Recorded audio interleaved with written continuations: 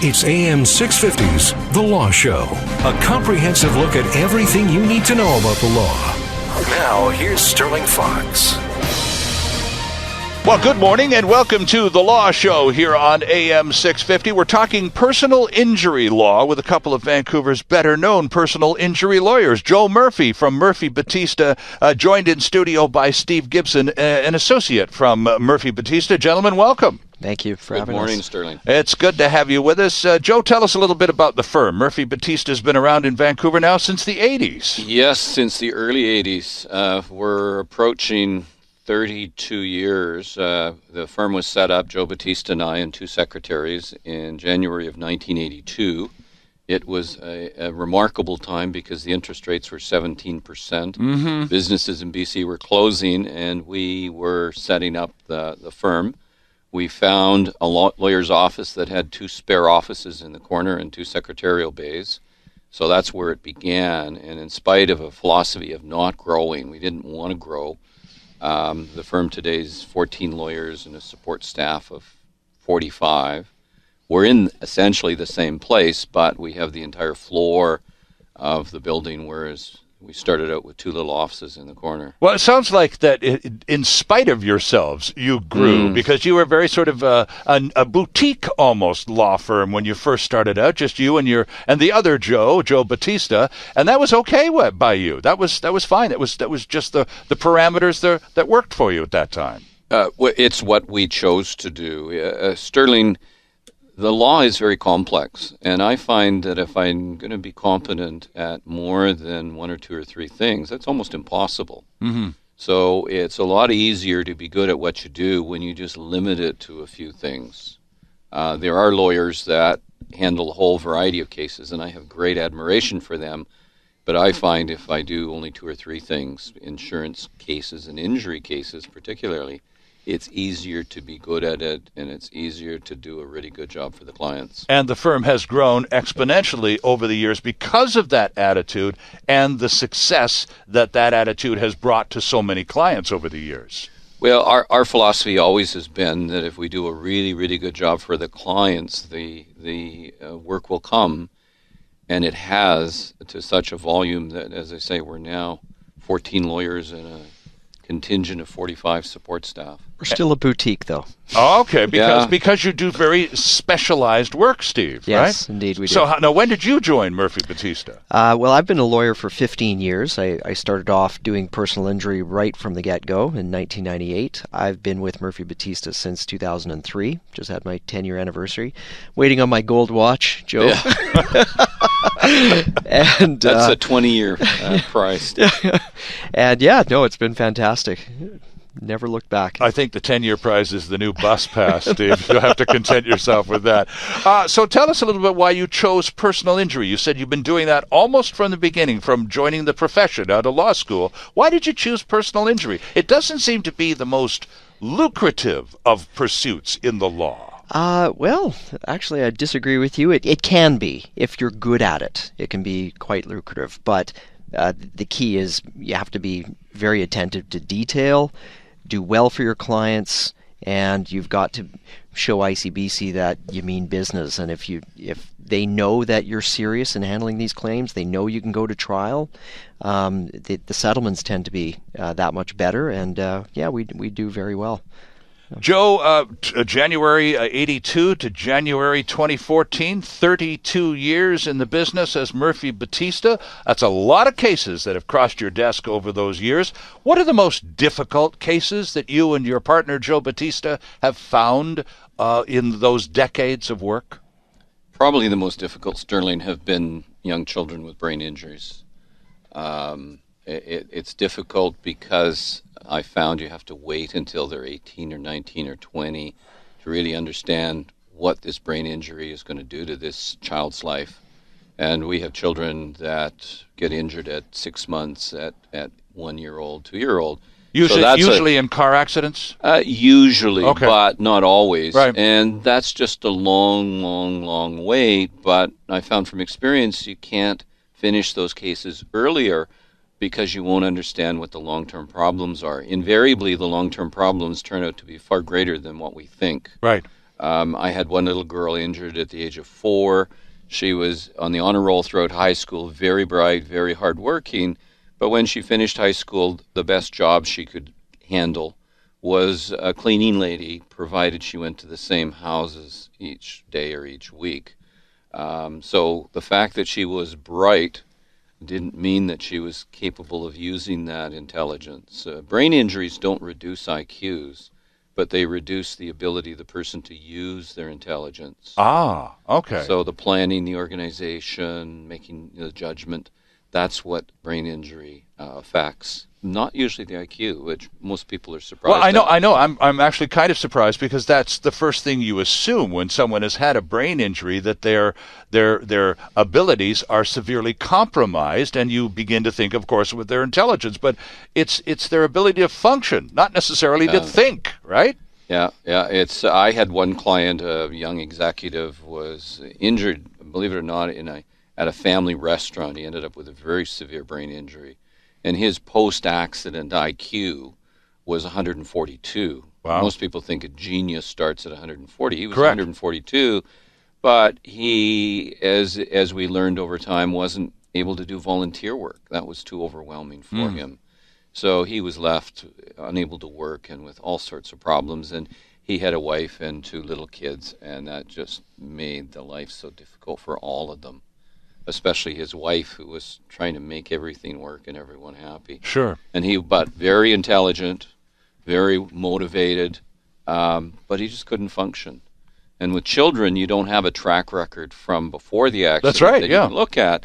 So you just have to wait and wait and wait, and you have to be patient, because once the dust settles, it's only then that you really understand how they're going to function and how they're affected long term. And Steve, there are provisions in Canadian law for children who are seriously injured.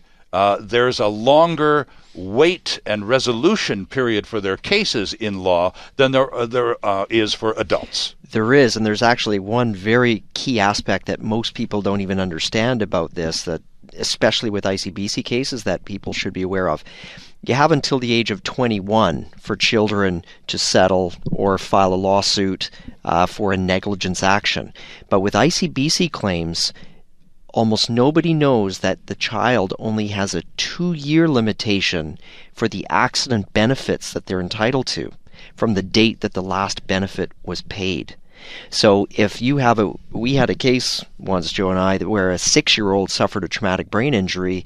The family didn't come to us for 8 years after the accident, and ICBC denied this child accident benefits, even though he had a brain injury, because it was so many years after this limitation. That is the law. It's legislation. Okay. So people don't realize that. So that age of 21 is only for one aspect of the case. There are some aspects with children where you only have 2 years, and you have to be very careful of that. Okay, well, let's talk about this, because in America, we all watch too much American TV, guilty as charged. But we learn about phrases like statute of limitations. We learn, for example, just from watching too many court shows, that you have 2 years to, if you try to file something beyond the 2-year window that was allowed, you strike out. There's nothing that you're just out of luck, or you're going to need some serious legal assistance. What about that in Canada, Joe? Do we have a statute of limitations on reporting for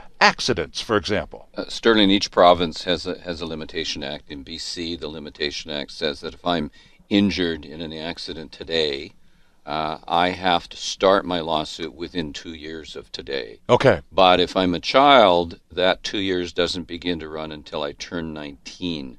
So there's a delay. And of course, if you're an 18-year-old child, there's a delay of about a year. But if you're a 2-year-old child, the delay is 17 years, and then the 2 years starts to run. And that's to start the lawsuit. It's to start the suit, not to finish it. So that's in the negligence case against the party that injured the child.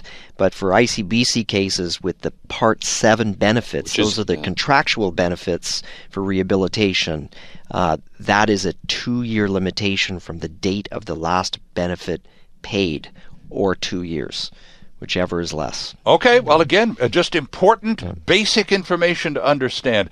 When people come to see you at Murphy Batista, they frequently will tell you, just look you straight in the eye and explain the circumstances, explain what has brought them to you, and then say something like, and all I want is to have my life back. Can you help me get my life back? That's pretty common stuff, isn't it, Joe? Yeah, the more badly hurt a person is, the more they just want to go back to normal. Right. And the kids are the most tragic because they just yearn to be normal. They don't want to be identified as a child with disabilities. Sure. They just want to be normal. And the great tragedy that I found, Sterling, acting for a number of little kids with brain injuries, is they oftentimes go through life without a good friend. The brain injury has robbed them of the ability, the social skills, right, to make friends and to keep friends. And that's a terrible tragedy when you think about it, never having friends. And if you're a girl and you're 13 or 14, the average girl at that age has this tight group of friends, and they do everything together. Mm-hmm. Well, these kids are suddenly on the outside, and they're always on the outside. And you interview the parents, and you say, for the little kids, let's say they're 8 or 9, well, what about birthday parties? Well, they never get invited. Or the odd time that the parent will say, okay, it's Julie's birthday party today, I'm going to invite all her classmates, and no one comes. Right. It's heartbreaking. Of course it is, of course. But when you, and we've already defined the fact that children in British Columbia have a great deal of legal latitude in terms of growing up and being able to present their case in later years from an early in life traumatic injury. But when you take on a case like that, Joe, you're taking on a case, you're talking about a little girl who was 4 years old. Now, this case may not be resolved until that young woman is 21. That means you're going to be her lawyer for 17 years. Yeah. That's an astonishing process. Yeah, it is, but the reality is, and I've learned this over time, you can't do it earlier. You just can't accurately assess the long-term impact by doing it earlier. And when we take cases like that on, we accept that it's going to be a long time. We'll do multiple assessments with experts over time to compare how they're progressing, and they have to be followed, and we are in a position to be able to facilitate rehab for our clients. Okay. To make sure that the treatment they get is the best available, and that guarantees them the best outcome at the end of the day. Well, I suppose what I'm searching for is a monetary thing here, because if you're going to be on someone's legal team for 15, 17, 20 years, mom and dad are probably going to be just, doing their level best to keep their lives together, to keep the other pieces of their lives together in order to help this child enjoy some quality of life. Mm-hmm. And they're certainly not going to have oodles of cash to pay lawyers for 17 years. How does all that work out, Steve? Well, do you want me to? Okay.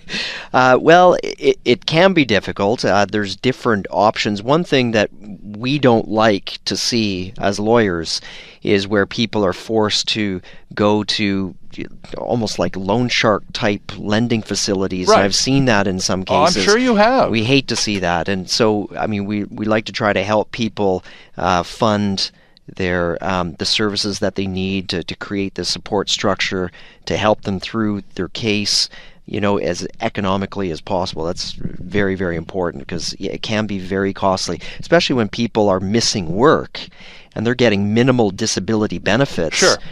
That's a really, really tough spot to be in. And, that's probably one of the most challenging things that we see, is when people are really financially struggling, and we try to help support them through that. Well, Joe, you've been at this for over 30 years, and one senses the commitment in your voice, just listening to you talk about some of these young people that you've defended over your career and watched them grow up and seen some kind of resolution to their cases. It really does involve the kind of commitment that I suspect a lot of people don't ever give lawyers credit for. Oh, probably not. Probably not. Sterling, if I hire a plumber or an electrician and have them come to my house and do work, they want to be paid that day, and I'm happy to pay them that day. But when we get hired on these cases, we don't get paid until the end of the case, and we know with a child that can be years and years and exactly. years and years, and we just accept that that's what we're taking on, and our job is to do the best we can for the client, and that formula, as I say, has led to the growth of the firm from very, very small and simple to something much larger today, but the philosophy hasn't changed. It's all about the client. Right.